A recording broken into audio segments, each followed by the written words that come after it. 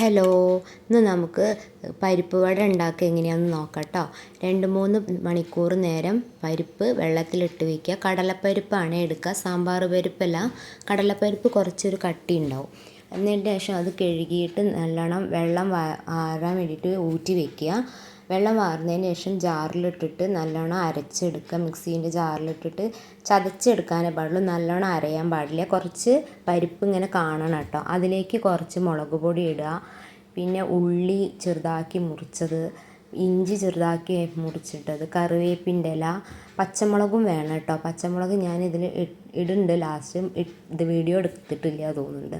പിന്നെ കുറച്ച് ഉപ്പും കൂടി ഇട്ടിട്ട് പിന്നെ കുറച്ച് കായത്തിൻ്റെ പൊടി കുറച്ച് ഇടുക. ഉപ്പ് ഇട്ടിട്ട് നല്ലോണം യോജിപ്പിച്ച് മിക്സ് ചെയ്ത് വെക്കുക കേട്ടോ. ഞാൻ ഇതിലേക്ക് കുറച്ച് ചില്ലി ഫ്ലേക്സും കൂടി ഇടുന്നുണ്ട്. കുറച്ച് എരിവ് കുറവാണോ തോന്നിയപ്പോൾ ഞാൻ കാശ്മീരി മുളക് ഇരുന്നിട്ട് കണ്ട പച്ചമുളക് നല്ലോണം മിക്സ് ചെയ്തിട്ട് ചെറിയ ചെറിയ ബോളാക്കിയിട്ട് നമുക്ക് എടുത്ത് വെച്ചാൽ വേഗം ഉണ്ടാക്കാൻ പറ്റും. അങ്ങനെ ബോളുകളൊക്കെ ആക്കി വെച്ചു ഞാൻ.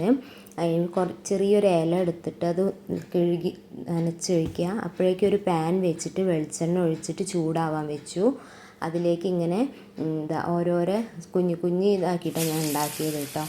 അങ്ങനെ അങ്ങനെ പരത്തി എടുത്തിട്ട് വല്ലാണ്ട് പരത്തണ്ട, എന്നാൽ അത്ര ഇങ്ങനെ ഒരു മീഡിയം സൈസിൽ ഇങ്ങനെ പരത്തി എടുത്തിട്ട് നല്ലെണ്ണ ചൂടായ എണ്ണയിലേക്ക് ഇട്ടിട്ട് ഫ്രൈ ചെയ്തെടുക്കുക. അത് മുരിഞ്ഞ് അപ്പുറവും ഇപ്പുറവും ഒക്കെ നല്ലോണം മുരിഞ്ഞ് വരുന്ന വരെ വേവിച്ചിട്ടെടുക്കുക.